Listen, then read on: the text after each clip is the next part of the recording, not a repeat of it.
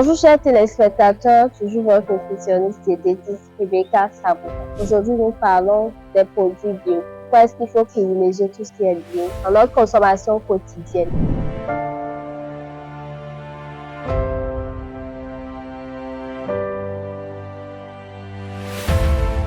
L'appellation ou l'expression produit bio là s'applique à des produits qui sont cultivés selon des normes de production biologique. De façon simple, c'est une agriculture qui se fait sans les produits chimiques et surtout sans utilisation des organismes génétiquement modifiés, ce qu'on appelle les OGM. Donc lorsque vous dites que vous faites de l'agriculture biologique, c'est que vous n'utilisez pas de produits chimiques dans votre champ. Les produits chimiques, il y en a de plusieurs sortes. Il y a les herbicides, il y a les engrais chimiques. Donc lorsque vous faites de l'agriculture, vous n'utilisez pas OGM, et que vous n'utilisez pas de produits chimiques, c'est que vous faites de l'agriculture biologique. Il y a beaucoup qui pensent que quand on dit produit biologique, ils pensent qu'on plante ça et on ne met rien du tout jusqu'à la récolte. Ce n'est pas du tout ça. Autant sous d'autres formes de production, l'agriculture biologique a ses règles et c'est de là aussi. Il y a des intrants qui sont utilisés comme les fertilisants organiques, les produits de protection que nous appelons biopesticides. Il y a également des règles de prévention que nous appelons prophylaxie. Donc tout cet ensemble-là mis en œuvre permet donc d'avoir des produits de qualité. Tout commence depuis la sélection du site. Il y a des critères que nous devons prendre en compte avant de choisir les sites. Il y a des intrants que nous devons utiliser ou ne pas utiliser. Il y a des pratiques agricoles que nous devons mettre en œuvre pour pouvoir certifier que le produit qui ressort de la production est un produit biologique. Par rapport aux critères, par exemple, les sites de production biologique ne doivent pas être dans une descente, c'est-à-dire en aval d'un site de production conventionnelle pour que l'eau de lessivage ne contamine pas le site qui est en amont. En dehors de ça, le site ne doit pas être proche d'une grande voie, une voie inter-État ou une voie fréquentée par plusieurs personnes pour éviter les pollutions et autres. En dehors de cela, le site doit respecter au moins 20 mètres avec d'autres sites aux alentours pour éviter toujours les risques de contamination. Lorsque vous avez un champ à proximité d'un autre champ et que celui qui est à côté de vous utilise des produits chimiques dans son champ, vous vous dites que vous faites de l'agriculture biologique, mais vos produits ne sont pas des produits biologiques parce que le vent peut emporter les produits chimiques du voisin vers votre champ ou l'eau de ruissellement peut emporter ces engrais que lui a déposés dans son champ vers votre champ. Et donc, pour faire de l'agriculture biologique, vous ne devez pas être en contact avec un autre champ dans lequel on fait de l'agriculture en utilisant des produits chimiques. Sinon, vous allez dire que vous faites de l'agriculture biologique, mais en réalité, vos produits ne sont pas sains. Ces produits sont influencés par les engrais chimiques ou bien les produits chimiques qui sont utilisés dans les champs d'à côté. Donc, lorsque vous faites l'agriculture sans produits chimiques, sans OGM, et que des gens sont dans votre environnement immédiat et qui utilisent ces produits, votre agriculture n'est plus biologique. Pour appeler un produit bio, c'est que ce produit-là a fait l'objet de contrôle depuis l'achat des intrants utilisés jusqu'à ce qu'on récolte, quoi.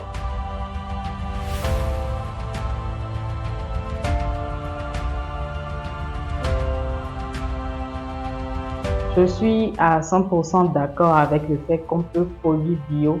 Il y en a qui sont encore sceptiques par rapport à la chose. La production biologique est bel et bien possible au Bénin. Je pense qu'il y a beaucoup d'initiatives de production en agriculture biologique, aussi bien le coton biologique, le riz bio, le soja bio, la banane bio.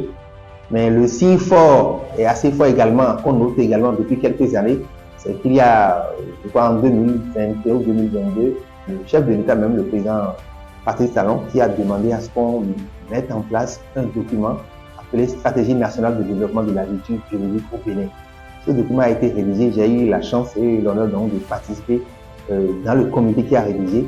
Ce document a été rédigé, ça a été pré-validé, finalement ça a été validé, ce document est disponible et beaucoup d'actions sont en train d'être mises en place, aussi bien par le gouvernement que par les partenaires pour appuyer le développement de l'agriculture biologique pour les Bénin. Alors comment reconnaître le produit bio?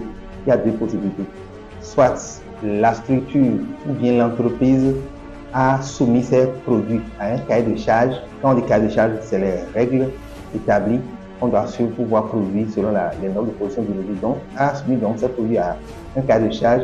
Et il y a un dispositif qui est mis en place. Des personnes sont venues suivre du début jusqu'à la fin. Et c'est quand c'est comme ça qu'on l'appelle produit bio. Et dans ce cas-là, il faut que les consommateurs puissent exiger avoir un peu le certificat ou à vérifier le signe qui montre que ce produit-là est bio. Dans notre cas, ce que nous faisons de façon générale au Guinée, c'est la certification bio SPG. Donc, vous allez voir sur nos produits ou bien le lieu où on vend ça là, vous allez voir le logo bio SPG affiché.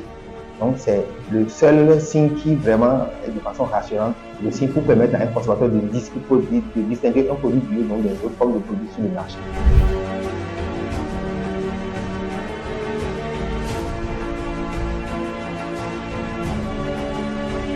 En consommant les aliments bio, nous avons le privilège de consommer nos aliments avec les meilleures qualités organoleptiques que possible. Les aliments bio ont des arômes plus rehaussés que les produits faits à base d'agriculture conventionnelle. Également le goût. Le goût des aliments bio est plus rehaussé que le goût des produits faits à base d'agriculture conventionnelle. En dehors de ça, les produits biologiques, donc les produits bio, sont bien concentrés en nutriments, contiennent les nutriments qu'il faut pour le bon fonctionnement de notre organisme. Et en consommant ces bio-là, nous atteignons plus vite les besoins nutritionnels de notre organisme. Par contre, dans les produits faits à base d'agriculture conventionnelle, les nutriments ne sont pas aussi concentrés, on ne comble pas autant nos besoins. On comble difficilement nos besoins en micronutriments, surtout en petites vitamines. Et la particularité avec les produits bio sont souvent riches en oméga 3. Les oméga 3 sont des molécules qui sont très bien pour le bon fonctionnement de notre cœur. Les produits bio pourraient aider à prévenir la survenue des maladies cardiovasculaires par exemple. Et en consommant les produits bio, nous exposons moins notre organisme à l'intoxication en métaux lourds parce que les engrais chimiques, les pesticides et autres contiennent des métaux lourds. Et en consommant ces métaux lourds-là régulièrement, vous êtes d'accord avec moi que nous exposons notre organisme à une intoxication en métaux lourds. Raison pour laquelle il faut privilégier l'agriculture biologique, les produits bio. Revoyons le choix de nos aliments pour éviter d'ingurgiter une grande quantité de métaux lourds qui, sur le long terme, pourraient entraîner beaucoup de maladies au niveau de notre corps. Le développement durable impose d'ailleurs que nous puissions aller vers l'agriculture biologique, cette agriculture qui respecte l'environnement et qui n'utilise pas les organismes génétiquement modifiés. La conséquence, par exemple, pour les organismes génétiquement modifiés, lorsque vous n'utilisez que des OGM et vous mettez au champ, l'année qui suit ou bien la saison prochaine, vous êtes obligé d'aller acheter la semence également chez un fournisseur. Vous dépendez, c'est que lorsque l'autre agriculture va glisser de biologique vers les OGM, les paysans vont dépendre exclusivement du fournisseur des semences. Et lorsqu'il ne fournit pas les semences, on ne peut pas faire l'agriculture chez nous. On ne peut pas mettre la sécurité alimentaire dans les mains d'une frange de la population parce qu'on sait que tout le monde ne fait pas les semences. C'est dangereux. Les souches pures sont en train de disparaître. Le maïs pur, les souches pures sont en train de disparaître, laissant place à des OGM. Des trucs qu'on ne peut pas répliquer.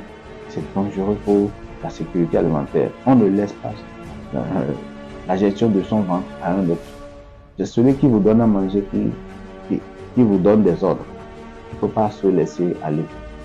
Oui, je tire un avantage à consommer les produits bio parce que qui dit bio dit sans engrais chimiques et nous savons à quel point les engrais chimiques sont mauvais pour la santé. Donc consommer bio, ça va déjà de la préservation de notre santé et de nos progénitures futures. Consommer bio encourage également les producteurs qui s'échillent sur le terrain à sarcler au lieu d'utiliser les herbicides et à prendre plus de temps que ceux qui sont dans le conventionnel. Donc c'est aussi un moyen d'encourager nos producteurs qui sont dans la production biologique.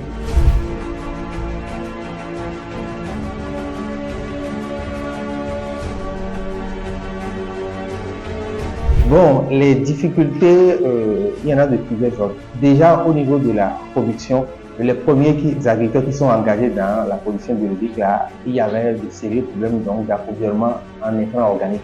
Pour les autres spéculations en production conventionnelle, il faut des intrants organiques à la place des intrants chimiques. Donc, il y a des difficultés à pouvoir s'approvisionner dans ces intrants organiques-là.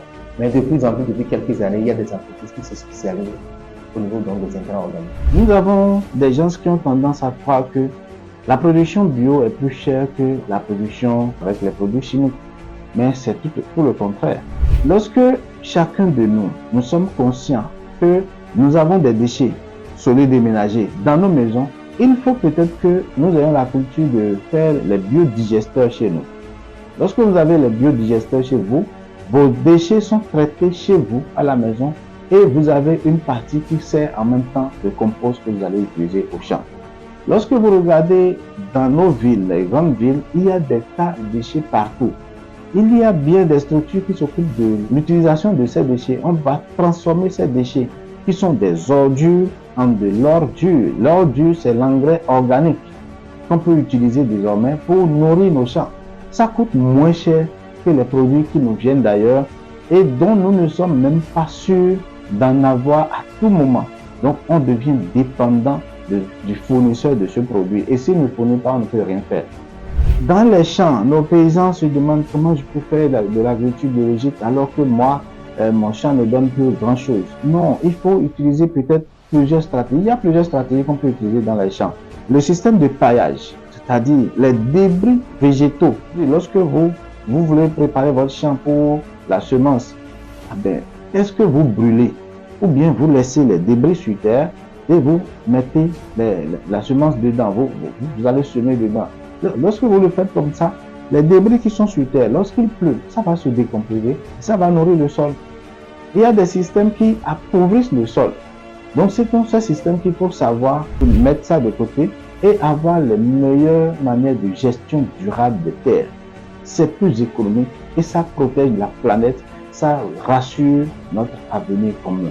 Au niveau de la mise en marché, la commercialisation, il faut reconnaître que les consommateurs béninois sont très peu sensibilisés aux enjeux environnementaux, protection de la nature, produits de qualité, pollution de l'environnement. Ils sont très peu sensibilisés à ça. Donc les gens qui s'intéressent à consommer ces produits-là ne sont pas très nombreux et il faut procéder donc à de la sensibilisation pour vraiment les amener à s'approvisionner, à commencer par adopter ces produits bio-là au fur et à mesure que la production se déroule sur le terrain. Quand on fait de la production biologique, quand vous considérez le cycle de production de certaines cultures, quand vous faites ça en production biologique, au lieu que ça fasse par exemple 30 jours ou de la laitue conventionnelle, ça peut aller à 32 jours, ça peut aller à 35 jours. Donc cela fait que ces difficultés-là, les agriculteurs bio viennent bien quand même récupérer cela au niveau de la vente. C'est ça qui fait que parfois on constate que les produits bio sont un peu plus chers. Mais ce que nous conseillons au niveau des groupes que nous accompagnons pour commercialiser ces produits-là, ne pas adopter les circuits conventionnels de commercialisation, c'est-à-dire les circuits longs. Qu'est-ce que j'entends par circuit long? Quand vous prenez par exemple de l'ananas qu'on produit au champ et qu'on vend à Cotonou, on se rend compte que l'ananas que vous achetez peut-être à 200 francs l'unité, d'environ 1 kg, on a peut-être acheté au producteur à 50 francs. Donc le producteur, il vend ça à 50 francs, quelqu'un va sur sa ferme peut-être à Zé ou bien à Lada quelque part, il ramène au marché de Zé avec une moto politique ou bien un véhicule. Il y a d'autres commerçants qui viennent de Cotonou, de Topa, pour aller en acheter peut-être en quarantaine ou bien passeport de bâché ou bien voiture tercelle. Une fois qu'elles arrivent à Topa, il y a d'autres dames qui viennent donc de leur maison ou des quartiers pour acheter en quarantaine pour maintenant vendre aux consommateurs finaux. Alors chaque acteur de la chaîne là, naturellement ajoute une commission. Donc quand il y a plusieurs commissions, au finish, le produit devient plus cher.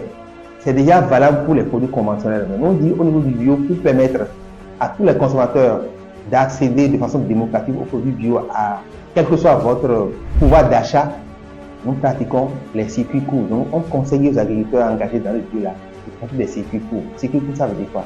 C'est-à-dire du producteur au consommateur, pas d'intermédiaire, ou s'il devait y avoir d'intermédiaire, que ça ne dépasse pas un acteur.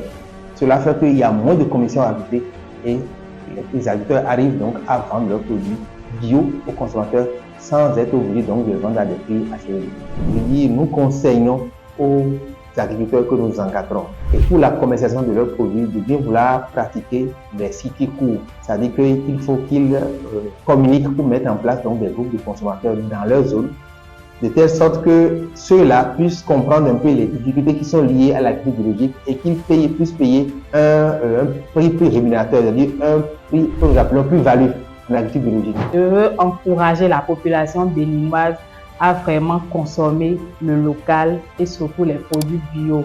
Les transformatrices font vraiment un travail remarquable dans les milieux ruraux pour nous produire des aliments de qualité.